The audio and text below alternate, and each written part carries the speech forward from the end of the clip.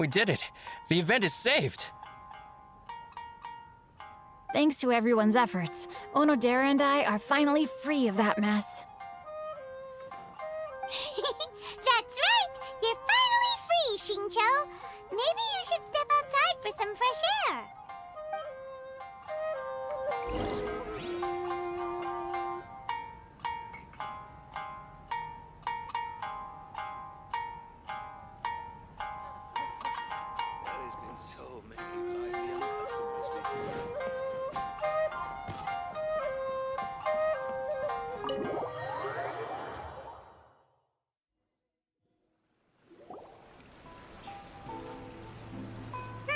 We still have some time to burn. Where should we go next?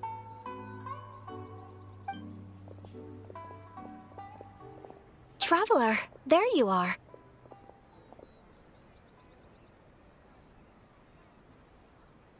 Oh, it's Ayaka! And Venti! That's an interesting combo. I was just going to the festival venue to prepare the Ikebana lesson when I found a strange piece of paper on a flower stand. This bard just happened to be close by at the time. He informed me that you've also found similar papers recently. As such, we came together to find you two. But the paper she found isn't quite the same as the ones we found before. Here's the paper. Please have a look.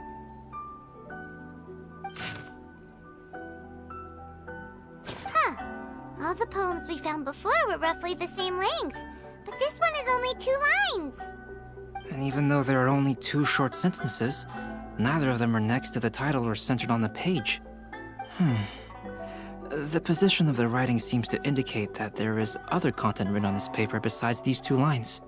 If we take the poem literally, it reads, "Dip this paper in water and see the truth naturally appear." Speaking of which, I have an ancient text at home, specializing in ancient and exotic stories. It mentions a special ink that will show itself when wet and disappear when it's dry. So, shall we give it a whirl? It just so happens that there's a pond nearby. Water from the hot springs has magical. Water and salt.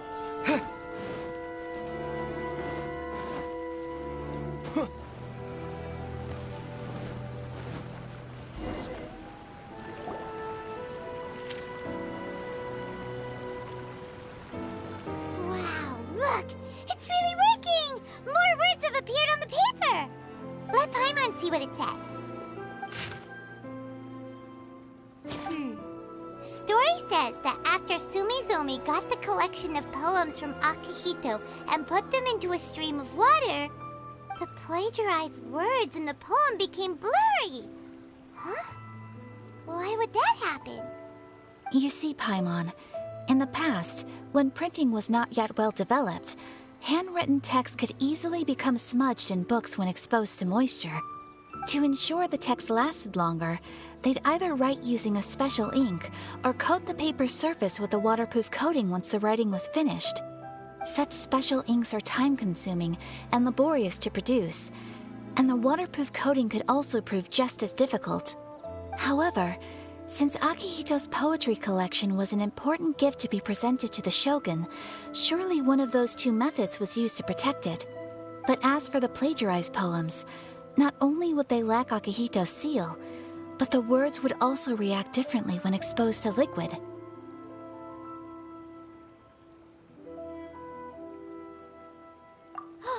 Which means Akihito didn't plagiarize his work. He was set up!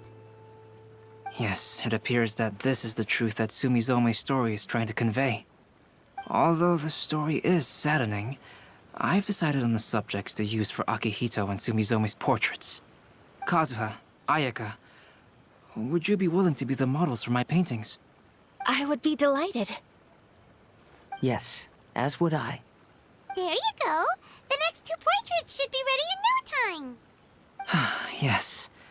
And now that all 4 stories have all been collected, the story of the 5 Kasen is now fully completed.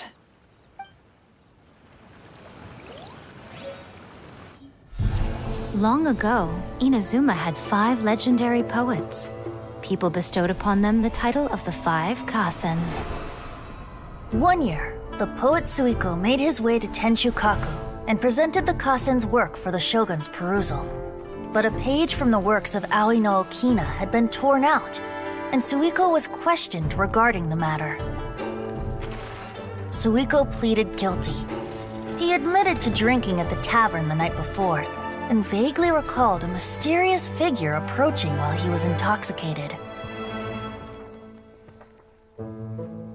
That figure was none other than Aoi no Okina himself. This turn of events had begun with an unnamed individual, under whose coercion, Aoi no Okina was forced to take drastic measures to retrieve a page of poetry. He knew nothing of this individual's true intentions. All he knew was that the poem had to do with an old acquaintance, Akahito. Akahito had once belonged to the 5 Kasen. Each poem he composed, he marked with a scarlet red seal, hence the Aka in his name. Such a distinguished writer was he, and yet one of the poems he had submitted the previous year was found to be plagiarized. Akahito was exiled for his crimes, and only 4 of the 5 Kasen remained. Sumizome went over Akihito's poems and noticed that the plagiarized poem lacked his seal. She immersed his poetry in a stream nearby, and only on the plagiarized poem did the ink run. Aoi no Okina passed by and witnessed Sumizome's doing, which he then recorded in a poem. Thus transpired the events of Suiko's poetry submission, and this is where the story comes to an end.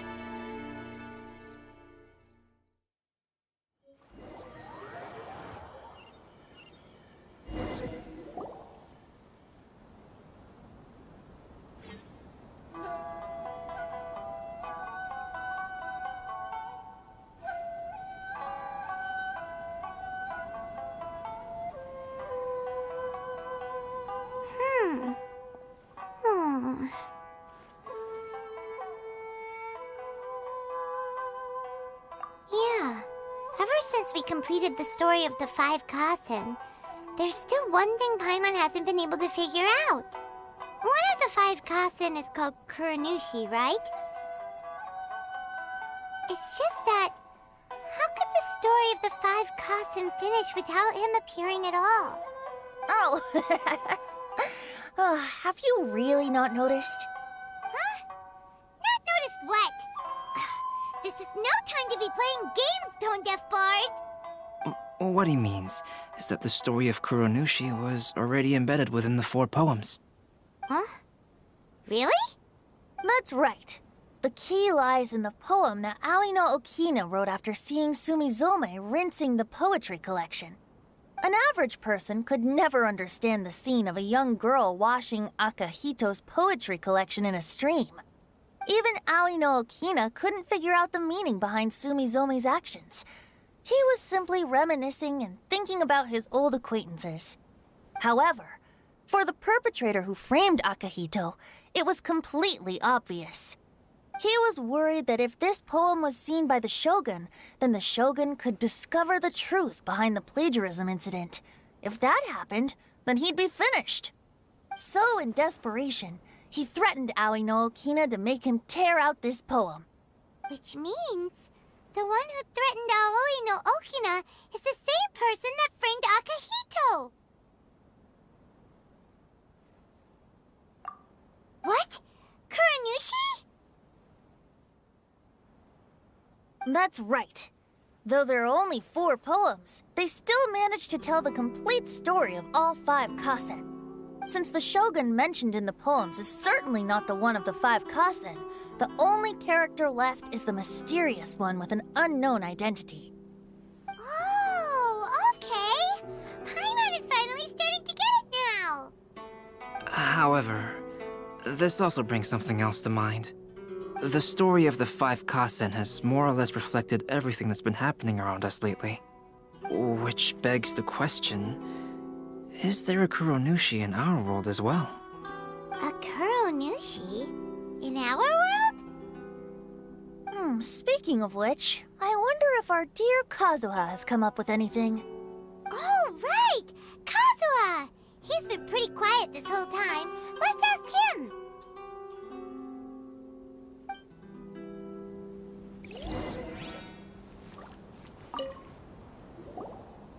Hey, Kazuha. Are you okay? You've been standing in front of this blank canvas for a while, and you don't look so good. Apologies for making a wild assumption, but has the story of the 5 Kasen reminded you of anything? Yes. A few things did come to mind, actually. However, they were nothing more than some past incidents regarding my family. I don't mind sharing the stories, but I'd prefer not to bring you any more trouble. Hey, we're all friends here, Kazuha. You can always tell us whatever's on your mind. Kaidehara, please forgive my assumption, but perhaps you were thinking of the Raiden Gokuden? The Raiden Gokuden? What's that? It appears that Miss Kamisato and I were thinking of the same thing. But it also has much to do with the Yashiro Commission. It would be improper to speak of it here without the consent of Miss Kamisato. It's fine. Those of us here are all trustworthy, so there isn't any harm in it. However, this matter is somewhat complicated and may be difficult to explain. Let me start with the Raiden Gokuden. As you all know, the Yashiro Commission's primary purpose is managing ceremonial and cultural affairs, and Inazuma's art of forging swords is a very important part of our culture. The Raiden Gokuden were once the top 5 schools of the forging art in Inazuma. Although these families were swordsmiths by craft, they also held many important positions in the Yashiro Commission. Unfortunately, of the 5, only the Aminoma art still maintains its artisan lineage. The descendants of the Ishin art are also still alive, but the craft has been lost to time. The descendants of the Ishin art are none other than the Kaidehara family. Whoa! We knew Kazuha came from a noble family, but we had no idea about his connection to the Yashiro Commission and sword making. Yes, but that's all part of the past now. The Ishin art was lost with my great-grandfather's generation. My grandfather was dissatisfied with my great-grandfather's lack of effort. When he was young, my grandfather traveled all over Teyvat to find a way to revive the family business. But it was to no avail. And in my generation, our last remaining family property was lost as well. I heard my elder brother mention that the decline of the Raiden Gokuden happened very rapidly. In the span of a few decades, 3 of the families suffered various misfortunes and disappeared completely. Later, there was speculation that all of these misfortunes stemmed from some background machinations, meaning that someone wanted to wipe out the Raiden Gokuden. However, since not every family of the Raiden Gokuden came to ruin, such explanations were treated as nothing more than a conspiracy theory. Indeed. I've also believed such ideas were just theories and rumors. However, I know that a major incident happened to my great-grandfather when he was young. Not only did it affect the Kaedehara clan, but it nearly jeopardized the Kamisato clan's position in the Yashiro Commission as well. After reading the story of the 5 Kasen, I can't help but feel like it's pointing me toward the truth behind that incident. What exactly happened to your great-grandfather, Kazuha? I still can't say. I need to speak with someone to verify the details. Let's meet here again at noon tomorrow. I will tell you everything I know then.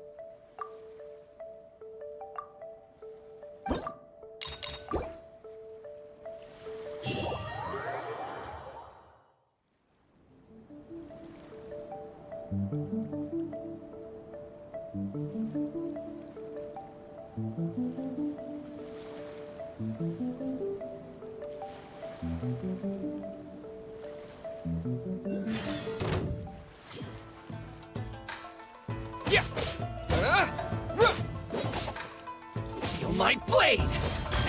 Yeah!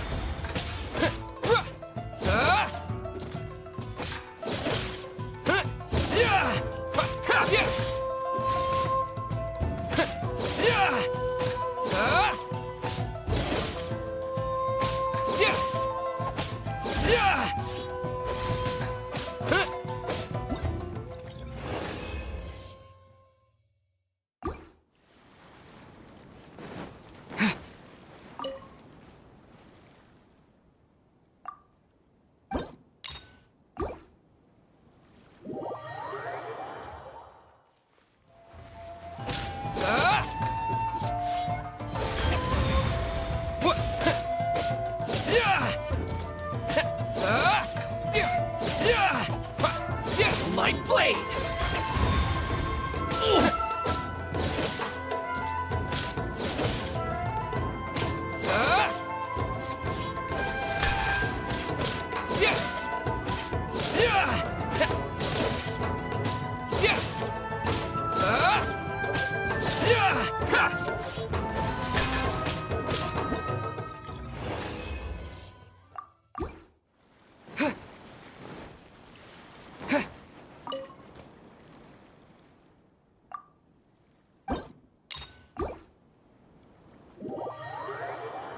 Let's get down to business. Feel my blade!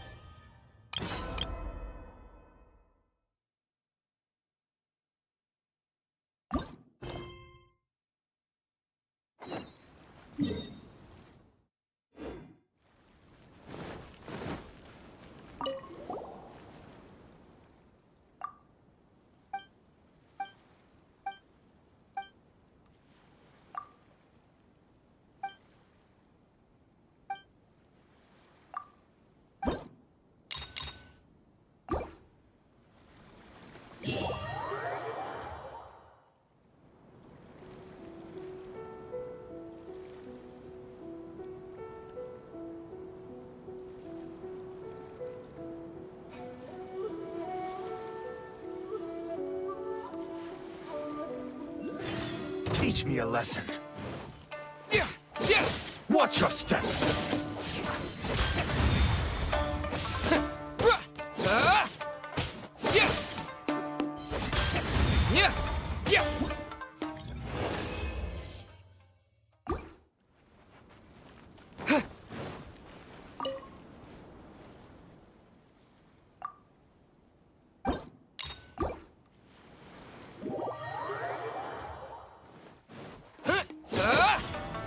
Watch your step.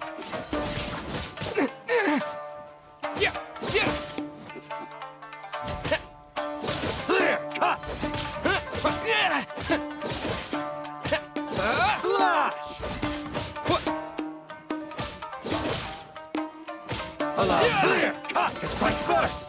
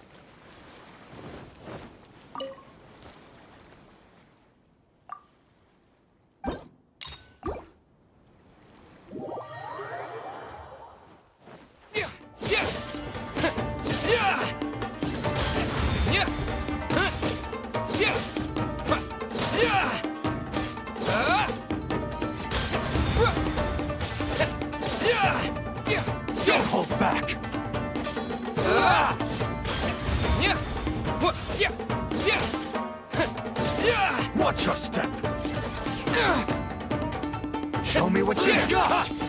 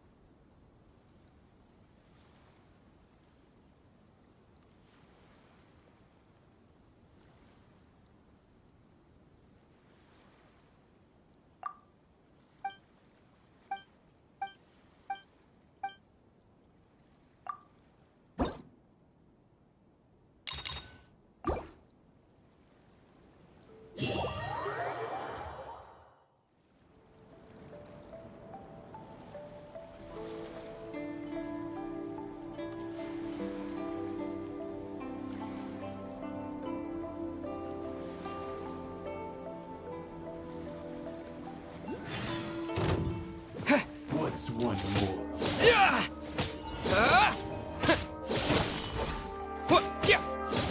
That won't work. This will end you!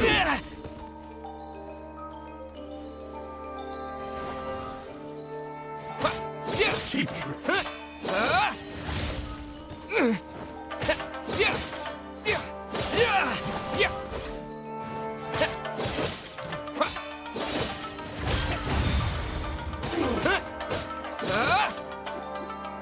That won't work.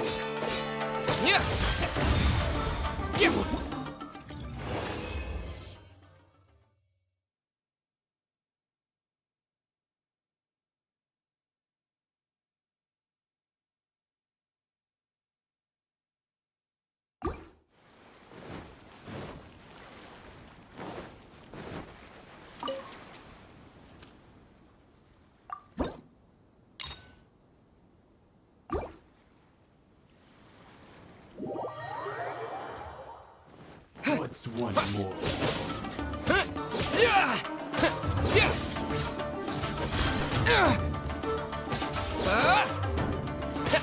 Cheap tricks. This will do.